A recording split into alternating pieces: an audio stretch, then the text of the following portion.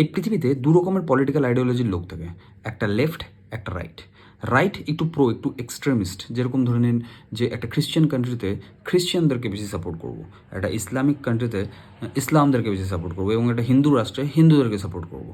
Similarly left সবসময় against the right, মানে একটা সবসময় মাইনরিটিদেরকে সাপোর্ট করবো।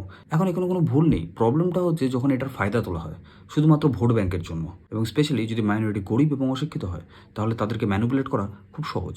এই ধরনের এসআইআর এখন এসছে, এখন এসআইআর জন্য তাদেরকে ম্যানিপুলেট করা হচ্ছে যে ডকুমেন্ট দেখাবেন না, ডকুমেন্ট দেখাবেন না, ডকুমেন্ট দেখাবেন না। আরে ভাই, ইন্ডিয়ান মুসলিমদের কী প্রবলেম? তাদের কোনো তো অসুবিধা নেই। তারা 2002 যদি ভোট দিয়ে থাকে বা তাদের পরিবারের কেউ যদি ভোট দিয়ে থাকে তাহলে নো চাপ। কিন্তু কেউই যদি ভোট দিয়ে না থাকে তাহলে সেখানে নাগরিকত্বের প্রশ্ন আসছে।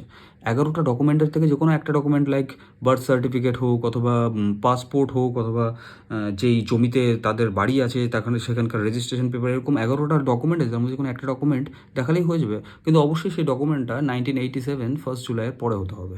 সমস্যাটা তাদের নিয়ে যারা এখানে ইল্লিগাল ইমিগ্রেন্ট।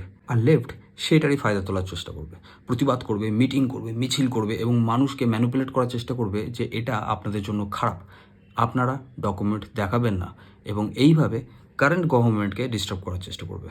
আপনাদের কি মতামত?